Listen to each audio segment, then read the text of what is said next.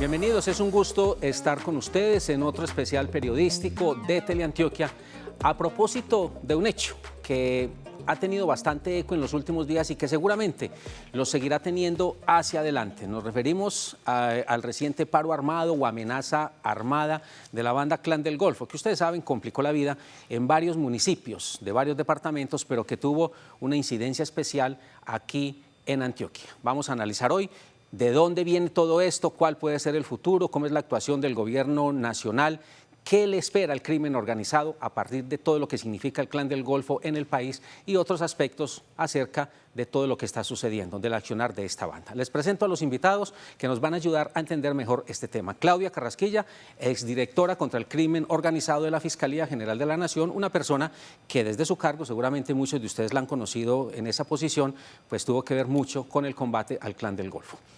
Carrasquilla, señora Claudia Carrasquilla, bienvenida, es un gusto tenerla por aquí. Muchas gracias a ustedes, muchas gracias también a los televidentes. Juan Diego Restrepo, el director del portal Verdad Abierta, periodista, analista también de estos temas, pues es un gusto tenerlo por aquí. Hernán, un gusto saludarte, doctora Carrasquilla, Gracias. mucho gusto, y a los televidentes también, un gusto saludarlos. Vamos a comenzar haciendo un poco de historia en relación con este tema y nos vamos a ir hasta octubre del año pasado, cuando fue capturado alias Otoniel en el municipio de Necoclí, en Urabá. En ese entonces el presidente de la República dijo que este era un golpe contundente contra esta banda y dijo que esto se podría equiparar con la muerte de Pablo Escobar y predijo algo fundamental, que con la captura de Otoniel venía el final del Clan del Golfo. Con este golpe a alias Otoniel en la operación Osiris se marca el final del Clan del Golfo, y a todos los que han pertenecido a esta estructura criminal el mensaje que les envío es claro y contundente: o se someten a la justicia de inmediato o les caerá de la misma manera todo el peso de la ley. Después de esto y a raíz de lo que sucedió en estos días recientes, pues el presidente Duque insiste en que el clan está disminuido. Se dio entonces la extradición de alias Otoniel, que fue lo que finalmente desató toda esa intervención armada de ese grupo delincuencial, y el presidente dice que es que los golpes van a continuar, que el gobierno nacional no se va a amedrentar con la fuerza de esta banda criminal. Insiste entonces que con estos golpes que vienen, la banda seguirá disminuyéndose y seguramente va a desaparecer. Estos tres criminales hoy son los más buscados de nuestro país. Se ofrece una recompensa de 5.000 millones de pesos por cada uno de ellos. Invitamos a la ciudadanía a que se una a delatar todas esas estructuras criminales y estaremos además actuando con extinción de dominio sobre sus motos, carros, propiedades y cada una de sus actividades de lavado de activos. Así que esta visita a esta base es para reafirmar lo que dijimos aquí en octubre. El comienzo del fin del Clan del Golfo se dio cuando cayó Otoniel y ahora le vamos a dar el golpe final. Gonzalito, Siopas y Chiquito Malo. Esos son los tres nombres a los que se refería el presidente Iván Duque, que son entonces quienes están en este momento al frente del Clan del Golfo y que, dice él, son el gran objetivo, que van a ir por ellos para avanzar en ese objetivo de desarticular a esta banda.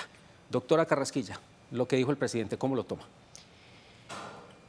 Yo pienso que el presidente ha dado un discurso, pues obviamente de triunfo, porque capturar a alias Otoniel fue un trabajo muy difícil, pero también considero que, y tengo que contradecirlo, con la captura de alias Otoniel no se termina el Clan del Golfo. Es que ellos tienen más o menos unos 2.500, 3.000 actores armados en todo el país, en las zonas que ya conocemos, en el Chocó, en el Bajo Cauca, en Sucre, en Montería, en el norte de Santander, y que precisamente se vio ahora con el paro armado, que es la incidencia donde ellos tienen, la incidencia. Entonces realmente no se ha acabado con el Clan del Golfo. Y el Estado, y a través de la justicia y a través de las autoridades, han venido realizando un trabajo muy importante de persecución continua y de operaciones sostenidas y estratégicas contra esa organización delincuencial. y aquí hay que aumentar ese trabajo frente a esa estructura criminal. Juan Diego Restrepo.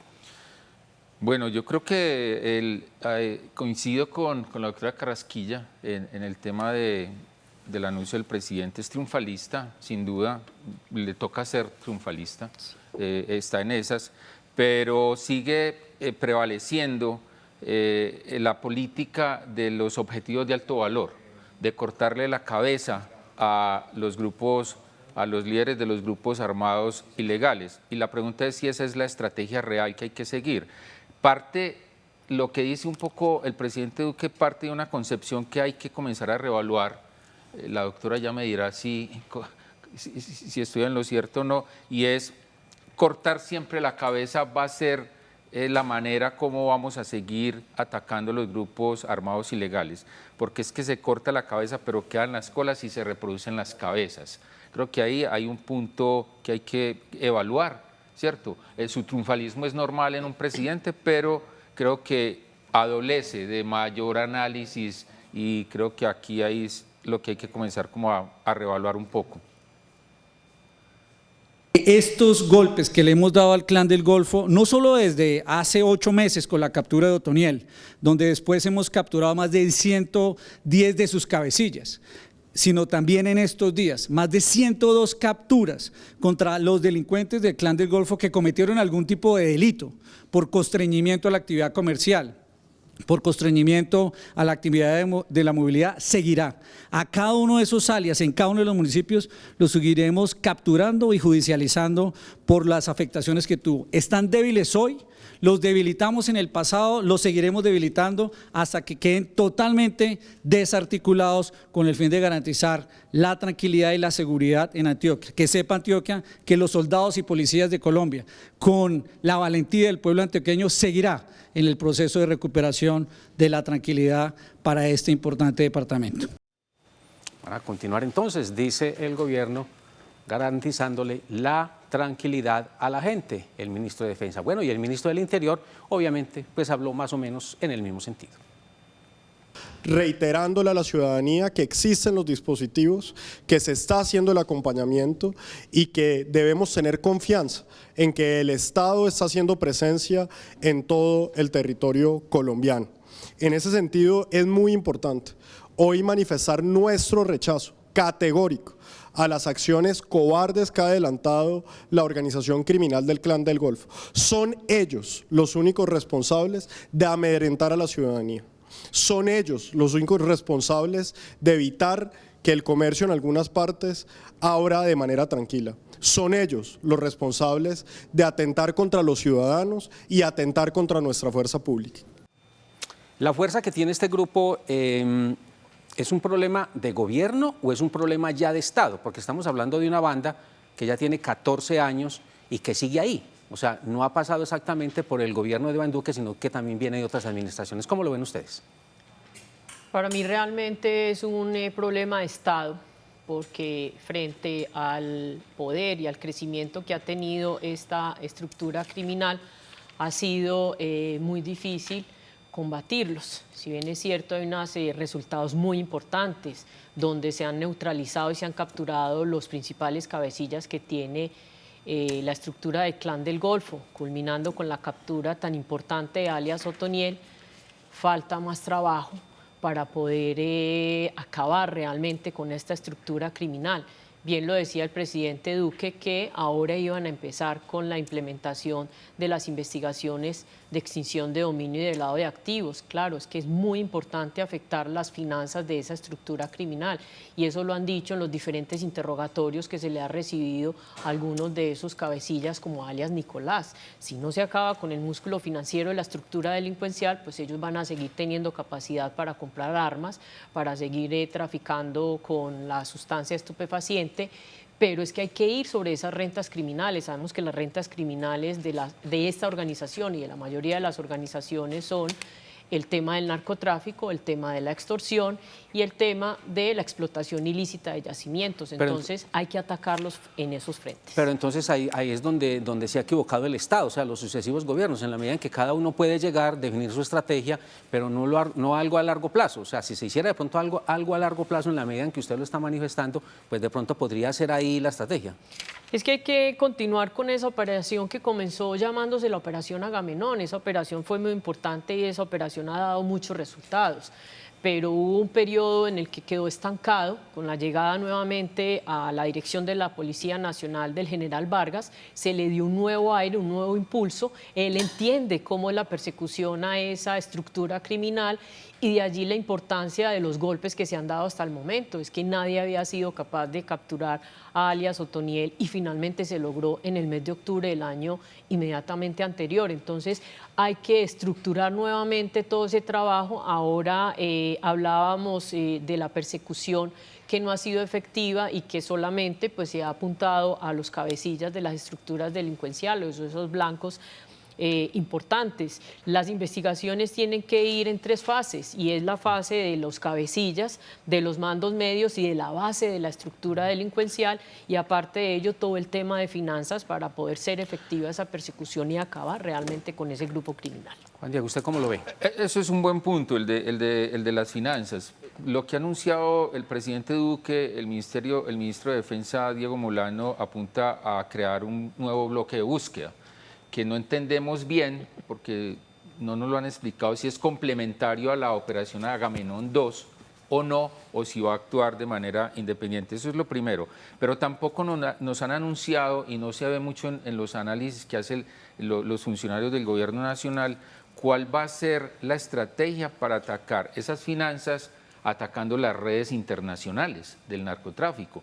Porque es que las autodefensas gaitanistas de Colombia no se entienden sin ese brazo hacia el exterior con alianzas con carteles mexicanos. Entonces, lo que uno se pregunta es, listo, vamos a buscar los cabecillas aquí. Una cosa que han hecho por muchos años sucesivos gobiernos y autoridades, pero ¿cuál va a ser la articulación con gobiernos extranjeros para poder frenar realmente el lucro de esos dineros que nutren a los gaitanistas, como es el narcotráfico y toda la actividad exportadora, porque es que ahí está el lucro?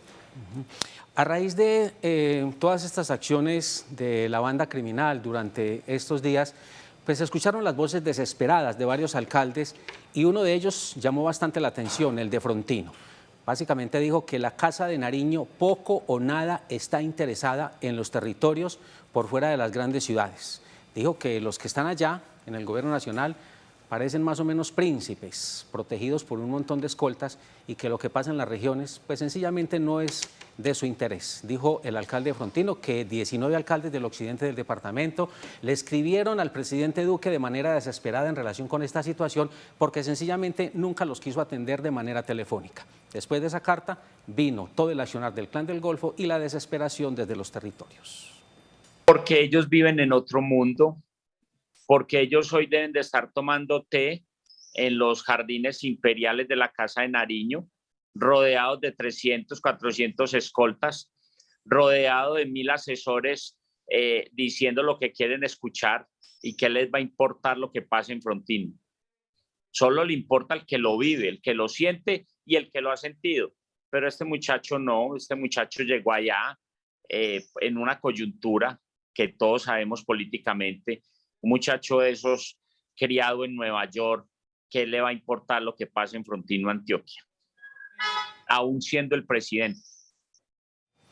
Y el gobernador de Antioquia dijo que aquí hay un reto inmenso para el Estado, que esta es una banda que ha cogido bastantes alas, que el Estado entonces tiene que combatirla de manera más contundente porque tiene todas las herramientas para eso. A la opinión pública, tanto de Antioquia como del país, hay que hablarle con franqueza, con claridad, en el sentido de que estas situaciones ponen de presente un reto enorme en capacidad de control territorial del Estado colombiano. Y esa es la forma en la que debemos mirarla, con mucha seriedad para atacar esta coyuntura, pero también para atacar esta situación estructural. el Estado colombiano ha tenido retos en materia de control territorial desde hace 40 o 50 años. Llámese en un momento las FARC, el ELN, los mal llamados grupos paramilitares.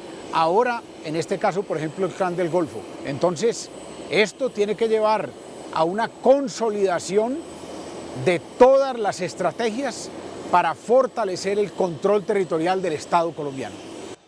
Juan Diego, usted ha sido juicioso en este tema del Clan del Golfo, acumulando estadísticas acerca de los famosos paros armados, de las intervenciones violentas de estos grupos durante varios años. ¿Nos regala 2 o 3 daticos entonces en ese sentido para mirar la dimensión que ha tomado el grupo? Claro, hay que decirle a los televidentes, incluso los televidentes lo saben, porque son los televidentes de las regiones de Antioquia que más padecen esta situación, y es que las AGC en su vida, en sus 14 años, como bien lo habías dicho al principio, por lo menos nosotros en el portal verdadabierta.com contabilizamos 5 paros. 5. El primero fue en octubre del 2008, cuando se lanzaron como autodefensas gaitanistas de Colombia. Ellos ahí, digamos, ofrecen la marca, pero ya venían de tiempo atrás, pero como gaitanistas, octubre del 2008, y hacen un paro de un día en Apartado y en el eje Bananero. En enero del 2012 hacen otro paro de 2 días, ¿cierto? A raíz de la muerte de Juan de Dios Úsuga David, hermano de Otoniel, que era el segundo al mando. Ahí se involucraron 6 departamentos, 16 municipios, y vamos mirando el avance. En abril de 2013, las autoridades dieron de baja al negro Sarley, un hombre importante en la estructura militar de los gaitanistas. Ahí también se hizo un paro que abarcó la región del Urabá e incorporó al Bajo Cauca.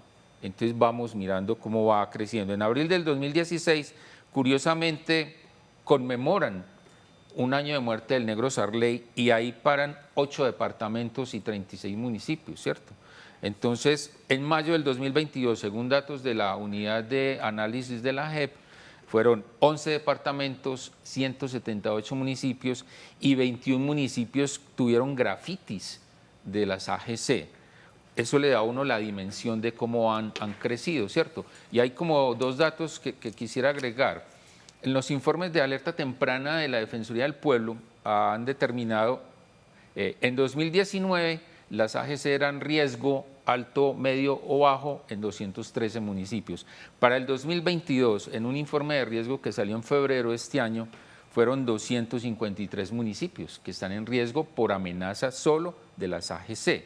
Entonces, es como para tener una dimensión nacional de que estamos frente a una estructura que la doctora coincidirá es bastante poderosa y que tiene unas características que podemos hablar de ellas en un rato. El daño que están haciendo no es ni contra el Estado, si es que quieren entender al Estado como la fuerza pública, como las autoridades municipales, es las familias de las que ellos mismos son, es la gente del pueblo, es la gente de bien, son los sencillos. ¿Por qué no actuamos para prepararnos a un paro si eso ya estaba avisado? ¿Por qué tenemos que ser tan reactivos? Y segundo, porque esta delincuencia no da la cara. Encapuchados, salen desde cualquier rastrojo, pero no hay como una institución detrás con la que uno puede decir, entablemos un diálogo, pongámonos de acuerdo, negociemos alguna cosa. Tiene tanto poder e inspira tanto miedo en la población que lo que yo decía alguna vez, lo que no hizo el COVID lo hicieron ellos. Ya es la segunda vez que paran las zonas y las regiones, no solamente de Urabá y el Darién, sino el Chocó, Córdoba, Sucre, Antioquia y muchos más. Urabá está cansado de estas cosas. Por cualquier cosa todo el mundo quiere hacer un paro. Ya es hora de que hagamos un gran diálogo social y comencemos a tomar conciencia de los cambios que hay que realmente introducir en toda la región. Tiene que ser una política integral, no puede ser solamente desplegar la fuerza pública, que es una primera instancia, pero tenemos que lograr es que sea un Estado de hecho. Ahí abrió una ventanita el obispo en relación con las posibilidades que algunos han manifestado de llegar a algún tipo de conversación con una banda como esta. Recuerden ustedes que en el gobierno de Juan Manuel Santos pues se expidieron unas normas que buscaban básicamente el sometimiento a la justicia, porque no había espacio para hacerlo desde el punto de vista de una negociación, por no ser un grupo que tiene intereses políticos, porque así está reconocido por el Estado, como básicamente como una banda criminal. Pues obviamente eso de poder avanzar hacia allá, de ganar espacio político por parte de esta banda, también ha sido motivo de opinión del presidente Duque. Dijo que todo el accionar de estos días avanza hacia allá y que tiene relación con la campaña política que se desarrolla en este momento en el país. O sea, buscar espacio para ver si el próximo presidente de la República se sienta a negociar con ellos. Las acciones que ha tratado de emprender el Clan del Golfo en días recientes son una actitud desesperada y cobarde a raíz de la extradición de Otoniel. Ellos han estado interesados en hacer demostraciones de zozobra mediática para tratar de buscar algún tipo de aproximación, de negociación, aprovechando el certamen electoral. Pero Colombia no cae en esas trampas. Serán siempre enfrentados y derrotados, como ya lo hemos hecho. Claudia Carrasquilla, negociaciones. Yo pienso que las negociaciones no se deben dar por parte del gobierno, sea terminando y comenzando el nuevo mandato. ¿Por qué? Porque es que lo hemos visto desde el año 2016, desde el año 2017, que ellos estuvieron hablando de un sometimiento, ¿sí?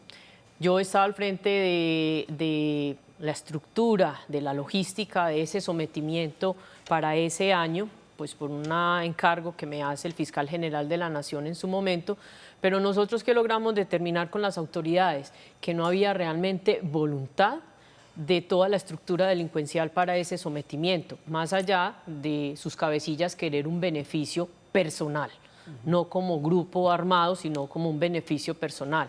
Y por eso no se dio esa negociación y por eso no estoy de acuerdo y pienso que el gobierno no lo debe hacer, y mucho menos cuando se fuerza a que el gobierno tenga que negociar con ellos con acciones armadas que han costado la vida de tantas personas, que afectan la economía de todo un país y de toda una región. Entonces pienso que esa no es la forma de presionar. Si hay un diálogo, pues que el diálogo sea concertado, pero no a la fuerza y no a través de la violencia. Usted dijo ahorita algo fundamental, que uno lo podría resumir así: a rey muerto, rey puesto. Y Juan Diego dijo, pues más o menos como que eso es como la historia del lagarto, que le mochan la cola y termina por volver a crecer. Eso lo digo en el sentido de que en este momento hay unas personas, los tres que mencionaba el presidente, al frente de la banda, y que ahí está el negocio.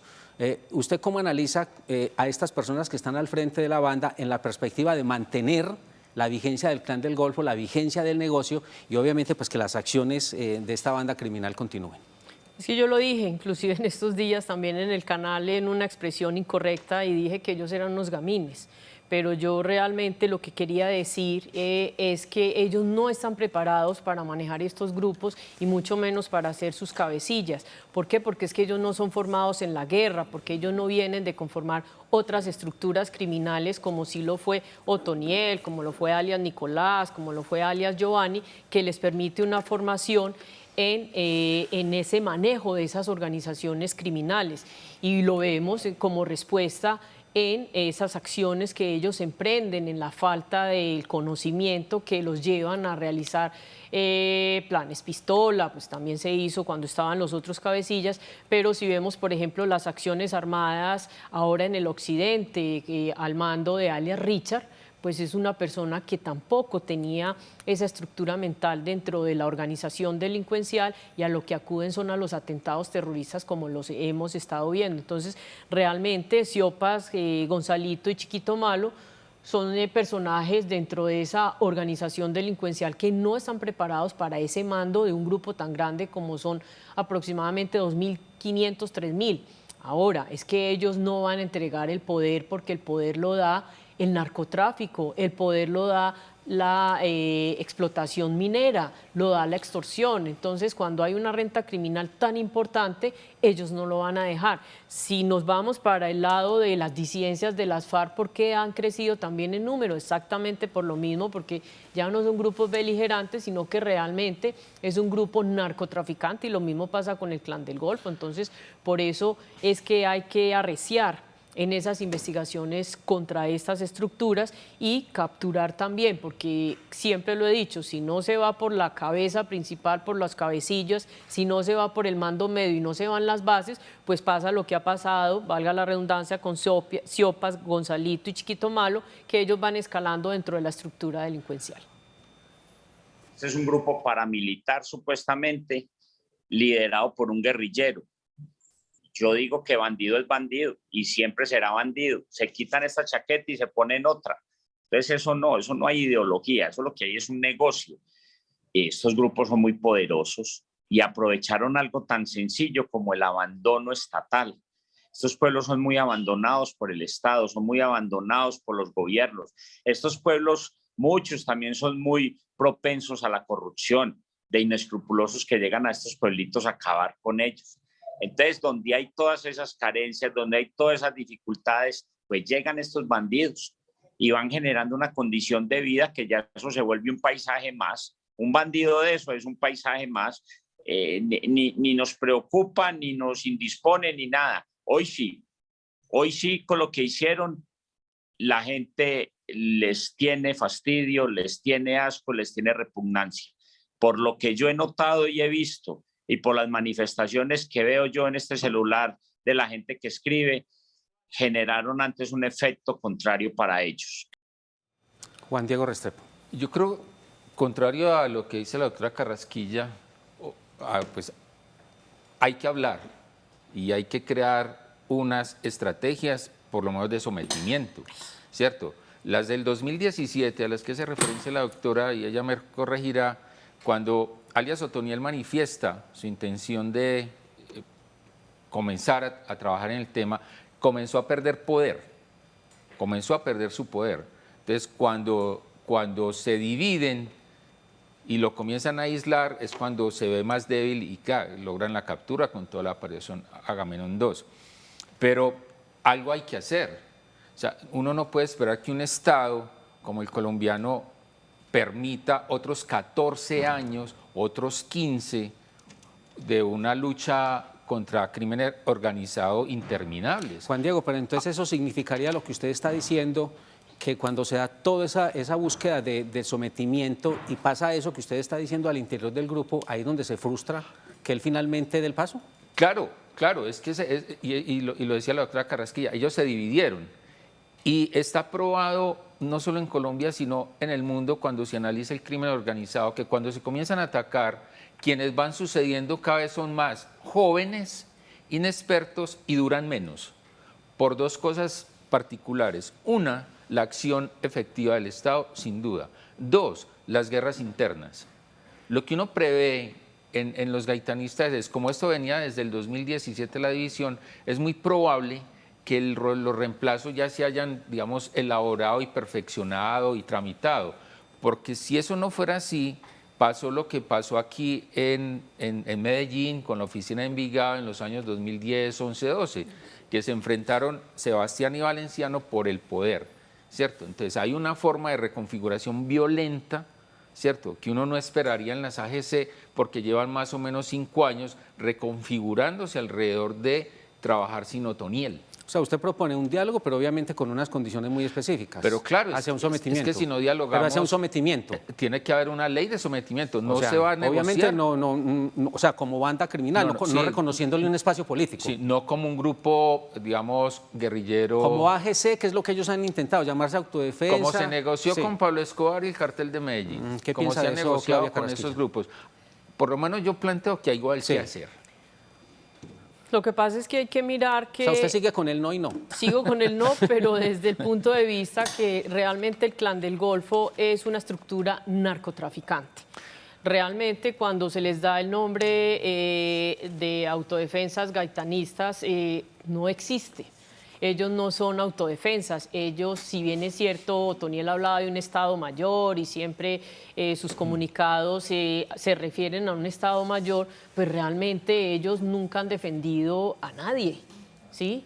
Ellos nunca, ellos lo que se han convertido es una estructura narcotraficante y por eso el tratamiento, como lo decía Juan Diego, del sometimiento no tendría que ser un sometimiento como el que se hizo con las FARC, sino que sería una negociación con un grupo narcotraficante para mirar desde lo judicial cómo ellos pueden someterse a las autoridades, como se intentó hacer con el ERPAC en su momento, hace 6, 7 años, no recuerdo, 10 años más, que era un sometimiento, pero a la justicia como tal. Pues obviamente siempre tiene que estar implícito el tema de la justicia, pero esa sería la única forma de diálogo que podría existir. Pero yo sigo insistiendo que el gobierno no puede ceder ante la presión de este grupo narcotraficante con estas acciones armadas y terroristas que ellos vienen realizando en el país y en nuestro territorio. Yo creo que hay que pasar también el análisis por cómo caracterizamos a las autodefensas gaitanistas de Colombia. Eso es una red, eso no es una estructura vertical, ¿cierto? Eso es una red extendida en donde hay unos nodos, donde para unos negocios funcionan unos nodos y para otros negocios funcionan unos nodos. Muchas veces esos nodos ni se conocen.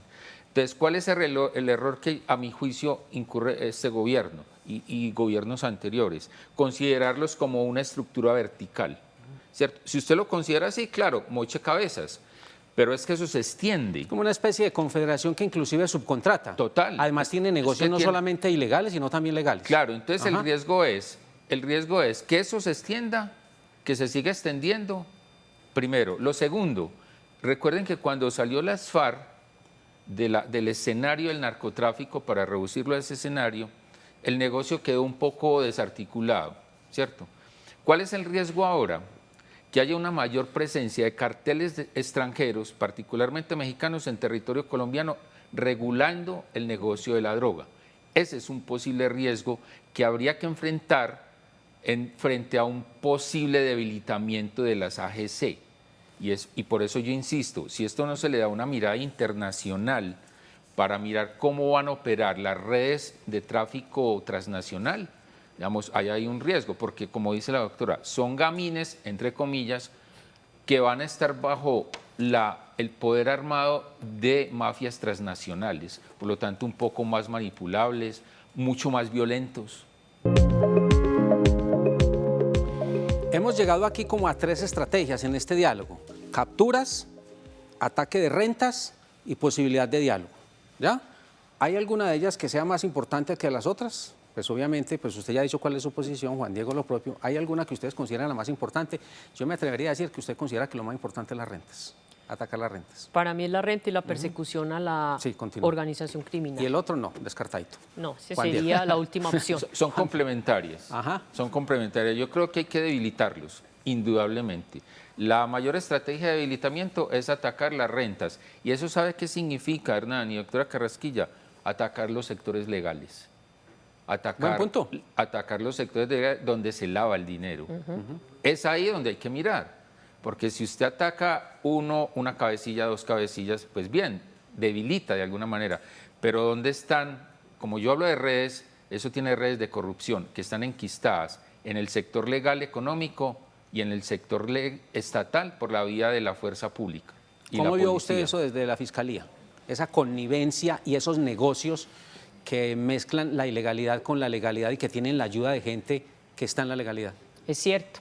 Durante las investigaciones que se hicieron, se logró establecer que habían sectores económicos que apoyaban a esas estructuras y a través de ellos se hacía el lavado de activos, como también lo dice Juan Diego, a través también, lastimosamente, de la misma fuerza pública, de la misma rama judicial, porque hubo jueces también allí involucrados con estas ayudas que tenían estas estructuras, y en su momento en la Dirección de Crimen Organizado se manejaba un tema que era la cooptación de Estado, y era precisamente la persecución a aquellos sectores que le ayudaban al tema del narcotráfico con el lavado de activos.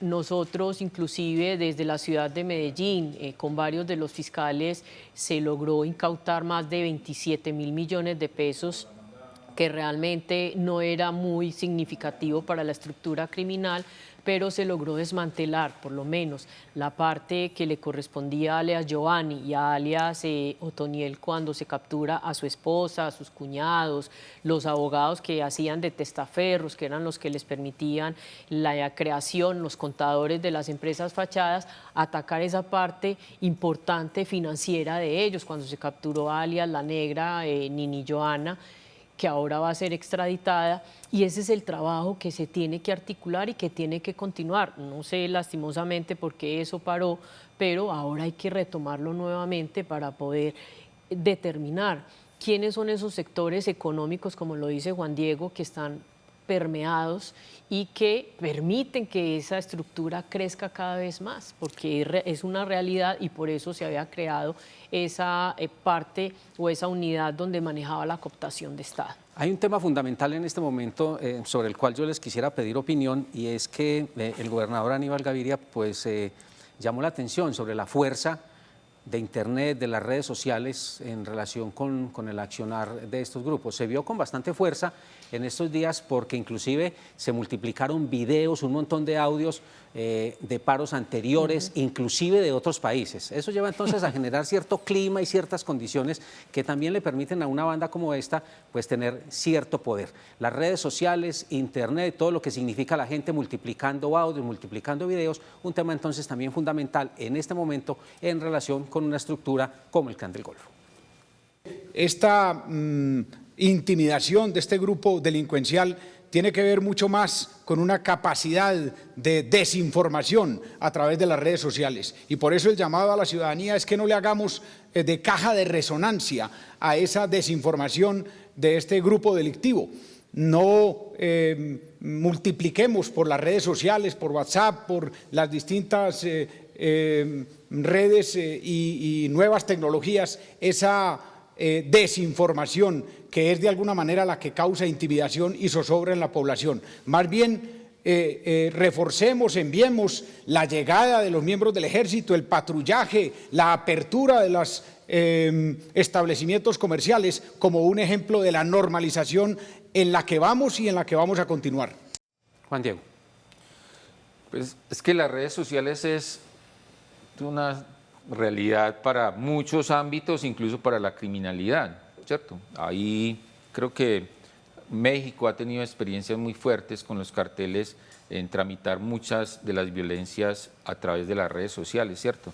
Creo que aquí hay algo que decir y pido mucho respeto a la teleaudiencia, porque esas redes sociales tienen algo de impacto, y es porque también los gaitanistas tienen algo de impacto en las comunidades y son aceptadas, ¿cierto? Eso no lo digo yo, eso es un poco reconocido en algunas comunidades, tienen cierta aceptación y le dan mucha credibilidad a los mensajes que llegan por ahí, ¿cierto? Por un lado, y creo, y quiero rescatar un poco una idea que lanzó el alcalde Elejalde, y es que miembros de las autodefensas gaitanistas de Colombia son de las comunidades, como lo fue en su momento las FARC, como lo fueron los helenos en otro momento. Entonces tienen información que ahora ¿cómo se tramita? Pues por las redes sociales, ¿cierto? Es mucho más fácil, mucho más versátil, mucho menos riesgoso, ¿cierto? Y se amplifica en gran dimensión. Entonces creo que hay varios temas que juegan en ese tema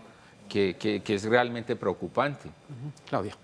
Sí, como lo dice Juan Diego, realmente las redes sociales es lo que tiene ahora sometido de alguna manera, por llamarlo así, a toda nuestra sociedad. Todo el mundo utiliza redes sociales y cuando suceden estos hechos delictivos, pues los primeros en subir los videos y todas estas acciones son esas mismas personas que utilizan las redes. Pero ahora que Juan Diego hablaba sobre la manifestación del alcalde Elejalde, que él decía que ellos tenían los rostros ocultos, y claro, es que los rostros ellos los ocultan porque son de las mismas regiones, entonces ellos no quieren que sean descubiertos por su misma seguridad.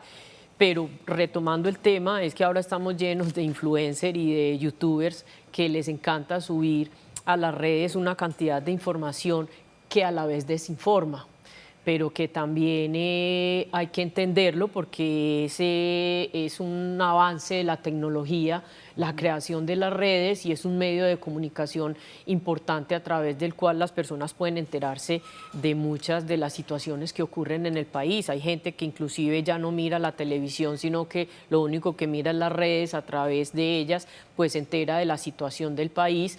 Entonces no lo podemos desconocer, pero sí hay que hacer un llamado, y es que realmente se verifiquen esos contenidos que se están subiendo a las redes, qué tan cierto es. Y es que también realmente, y ahí también vuelvo y repito lo que dijo Juan Diego, hay estructuras, sobre todo en la ciudad de Medellín, que les encanta utilizar las redes para generar este caos y esta incertidumbre entre la gente. Y tampoco nos vamos muy lejos. En el año 2019, recordemos cuando empezaron las primeras manifestaciones de los paros nacionales, cómo a través de las redes se convocaba y se hablaba del cacerolazo y de la cantidad de situaciones que se presentó. Entonces realmente las redes sí se utilizan para desinformar, y ahí es donde hay que tener criterio para utilizarlas. Ya que ustedes me mencionan de nuevo al alcalde de Frontino, al alcalde Lejalde, escuchemos un poco más acerca de su desesperación en relación con su pueblo y el Clan del Golfo.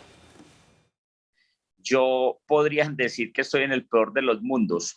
Los bandidos me odian y el Estado, el gobierno nacional me considera un hombre incómodo para lo de ellos, porque como ellos saben que yo no me trago nada y siempre digo la verdad, para donde sea la digo, porque uno tiene que ser sincero con sus cosas. Soy una persona que puedo ser el trofeo para los bandidos. Yo sí le he pedido mucho al Estado que me cuide, que me proteja, que no me deje solo, porque es que sería un mal mensaje o que me pasara algo, o muy mal mensaje de que yo tuviera que abandonar mi pueblo, mi cargo, por miedo, escondido, acorralado. Entonces aquí estamos.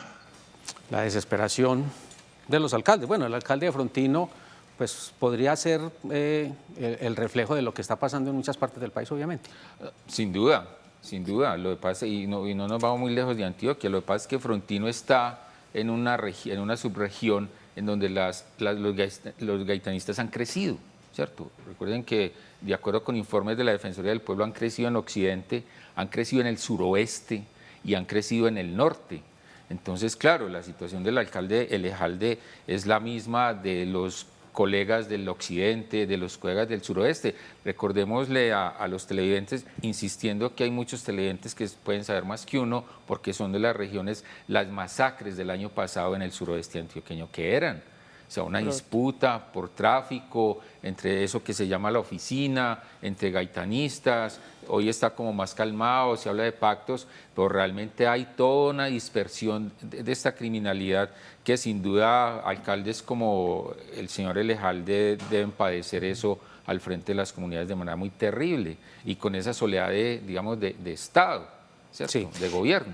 A raíz de la extradición de alias Otoniel, pues se puso ahí sobre la mesa el tema de las víctimas, porque varias de ellas incluso habían interpuesto recursos jurídicos intentando que no lo extraditaran mientras contara verdades en Colombia. Ya, finalmente, pues lo extraditan. Algunas víctimas han calculado que eso va a complicar el asunto de la verdad.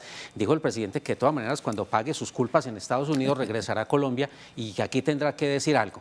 Usted como persona que está en el derecho, que conoce la Fiscalía, que conoce el Estado por dentro, ¿qué opina de ese tema?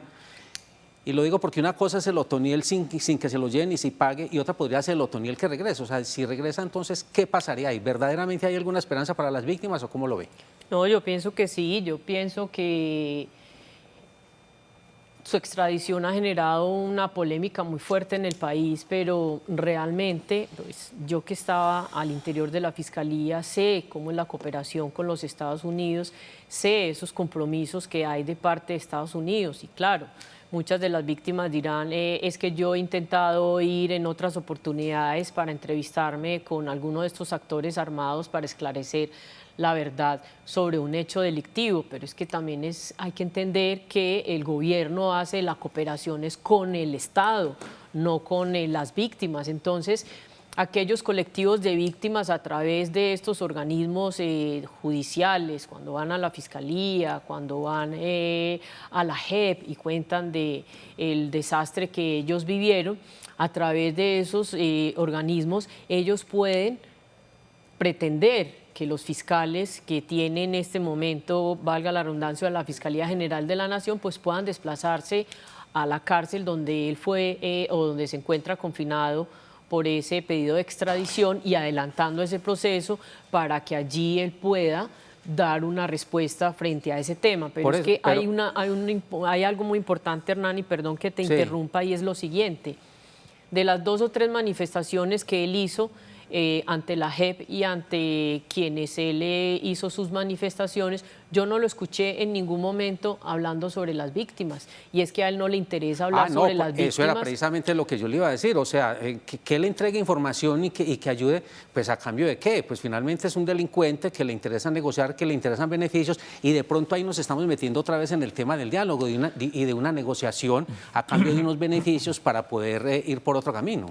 Y es que no es tanto eso, sino que él tiene aproximadamente 30 órdenes de captura pendientes, 7 procesos que están activos, sentencias condenatorias, pero él reconocer las masacres, los homicidios selectivos, los homicidios colectivos, las desapariciones, las violaciones, eso implica más condenas, más procesos, entonces yo nunca lo oí hablando a él de eso. Entonces, por eso yo pienso que es contradictorio, y yo entiendo a las víctimas y las respeto, porque realmente uno se siente que no hay protección para uno y que hay un descontento frente a ellos, pero es que él no lo va a decir, ni aquí ni en Estados Unidos, porque a él no le conviene. Lo mismo pasó con don Mario en su momento. Él lo que hizo fue tratar de prender un ventilador político, pero no reconoció más de 200 homicidios cuando ellos son responsables de más de 2.000 homicidios en la región. Entonces, ahí es donde yo digo. Pero es que además de ello, lo importante que hay que mirar acá y que de pronto la ciudadanía tiene que entender es que el Estado no tiene la capacidad de albergar a un sujeto como alias Otoniel, porque en el IMPEC hay una corrupción rampante, no hay la infraestructura carcelaria necesaria para que él pudiese estar acá. Entonces es mejor estar en una cárcel en Estados Unidos, que son verdaderamente cárceles de máxima seguridad, porque si vamos a hablar aquí, por ejemplo, de la cárcel de máxima seguridad de Itagüí, es un hotel. Bueno, Juan Diego, ¿cómo lo ve? Víctimas. Yo creo que hay que mirar varias cosas. Las víctimas hablan desde su dolor, ¿cierto? Estamos hablando de un hombre que pasó por más de 30 años en la guerra, que pasó por EPL, que pasó por FARC, pasó por EPL, pasó por las autodefensas campesinas de Córdoba y Urabá, pasó por las autodefensas unidas de Colombia y por los gaitanistas. Entonces, digamos que tiene un recorrido. Las víctimas ven en ese recorrido una esperanza de verdad sobre sus víctimas. Y yo creo que eso es entendible. Pero también creo, y no sé si usted coincidirá, pero se le dio demasiada importancia a Otoniel cuando de pronto cuando uno mira su recorrido, su importancia no es tal. ¿Y por qué lo digo? Porque yo no creo que él sepa mucho. Él nunca fue un tipo de mando, realmente. Llegó al mando de los gaitanistas porque le mataron a su hermano en el 2012, pero él siempre fue la sombra de don Mario, que era realmente el que lideraba a los gaitanistas desde el 2008. Entonces, creo que hay una sobrecarga de expectativa frente a las verdades de Otoniel, cuando, como se puede verificar, él no va a hablar de víctimas porque es que él no conoce mucho de víctimas. Parte de su mando lo hizo oculto, muy desconectado, y estamos hablando también además de una red. Entonces, ¿cómo vamos a atribuirle o cómo va a saber Otoniel de una muerte que produjeron posiblemente los gaitanistas en una zona cuando él está muy desconectado? Claro, existe en derecho la responsabilidad de mando, y aquí pasó en Justicia y Paz con los paramilitares que decían, no, yo no conozco ese caso, pero lo asumo por responsabilidad de mando. Eso no es lo que esperan las víctimas. Y segundo, lo que hace la extradición es demorar la verdad, la demora, ¿cierto? Pero la garantía de impunidad es una sumatoria entre la demora de la verdad y la ineficiencia de la justicia colombiana para procesar esas supuestas verdades. Antes de irse entregó una lista de 62 personas, casi todas relacionadas con el bloque Centauros de la SAUC, ¿cierto?, en relación con el departamento de Casanare. Justicia y Paz, en las confesiones de Justicia y Paz se despidieron por lo menos 16.000 compulsas de copias para investigar a no combatientes, a empresarios, a militares. ¿Y cuál es el resultado? ¿Qué piensa Claudia Carrasquilla sobre ese concepto en relación con Otoniel? Pues realmente lo que Juan Diego dice es totalmente cierto, tiene un fundamento muy importante y es que él llegó verdaderamente cuando don Mario es capturado y cuando alias Giovanni, es neutralizado. Él no estaba preparado tampoco a asumir el mando, aunque él lo asume porque no había nadie más que lo hiciera en su momento. Y es que eso fue lo que pasó en el momento, inclusive cuando se estuvo hablando del sometimiento, que él no lograba cohesionar a las demás estructuras criminales que tenía injerencia en el país, y eso fue lo que hizo difícil ese proceso en ese momento. Entonces, desde esa óptica de la que habla Juan Diego, es muy acertada porque realmente él no conocía todas esas situaciones que se presentaron en el país, y ahí es donde entra la figura del determinador, que se utilizó mucho en Justicia y Paz para aquellos cabecillas del paramilitarismo, y por eso será muy difícil que él verdaderamente hable sobre las víctimas, pero yo sigo insistiendo que además no lo va a hacer porque no lo ha hecho en las pocas manifestaciones que hizo antes de salir del país, porque a él no le conviene, porque es que él no quiere que lo sigan vinculando en otros procesos, porque sabe que va a tener prácticamente una cadena perpetua en Colombia, que son 60 años, porque no lo va a reconocer. Pero la promesa, pues también, y hay que volver sobre las palabras del presidente, que cuando él pague la condena en Estados Unidos, volverá a pagar las condenas como una respuesta a las víctimas, y eso es una salida en falso, por varias experiencias. Uno, la edad de Otoniel es más o menos 50 años. Lo pueden condenar por los delitos a los que está siendo responsable a 30, más o menos. Años. Entonces, digamos que cumple plena condena, son 80, ¿cierto? Las cuentas no dan entonces. No dan. O sea, es una otra cosa, como la justicia norteamericana es transaccional, en la medida en que yo entregue, usted se da en años, muy probablemente él pueda pagar 10 o 12 años y puede negociar la queda en Estados Unidos, y con eso hay experiencias. Se quedaron, alias el Tuzo Sierra, pagó y nunca volvió, protegido por Estados Unidos. Y uno de los mayores protegidos que hay actualmente en la justicia norteamericana, Carlos Mario Aguilar Echeverry, alias Rogelio, tiene más de 3.000 víctimas en el área metropolitana, pagó, tiene empresa, está libre y es protegido. Y su caso en el sistema judicial norteamericano está sellado. Y usted sabe que cuando un caso está sellado en la justicia norteamericana, nadie lo puede ver. Nos vamos despidiendo. 30 segundos para cada uno a manera de resumen de este diálogo. Claudia Carrasquilla. Realmente yo pienso que hay que seguir trabajando como viene haciendo el Estado, como lo viene haciendo las autoridades. Hay que implementar estas acciones en contra de estas organizaciones criminales con operaciones sostenidas como se ha venido haciendo, a través de lo exitoso que ha sido la operación Agamenón, que hay que de igual manera también fortalecer las regiones en presencia de autoridades para que no suceda lo que pasó ahora con este paro armado, que ya estaba anunciado, que estaba anticipado, pero también la justicia, hay que rodear la justicia, hay que rodear las autoridades para que ellos puedan seguir combatiendo estas estructuras criminales. Juan Diego Restrepo. Yo creo que ante todo, pues solidaridad con las comunidades, son las que llevan del bulto, como se dice, en este tipo de situaciones. Y yo creo que también hay que rodear las instituciones, pero para exigirles. A la justicia hay que exigirle justicia, a los organismos de seguridad hay que exigirles resultados, y es una exigencia que debería ser cruzada por la transparencia, ¿cierto? que aquí hay que comenzar a atacar y a exigirle a las autoridades que sean transparentes en su accionar contra el crimen organizado. Si no hay transparencia, vamos a hacer este programa en 10 años, igual. Y lo haremos igual. Bueno, han sido ustedes muy amables por habernos acompañado, por la deferencia de tener este tiempo con los televidentes de Teleantioquia. Creo que nos han dado unos conceptos interesantes para ayudar a entender más un fenómeno pues, que toca a tantas comunidades y que las ciudades pues, obviamente no están al margen de todo lo que está haciendo esta banda criminal en el país. A ustedes los televidentes también muy amables por su compañía, por haber estado en otro especial periodístico de Teleantioquia. Hasta una próxima oportunidad.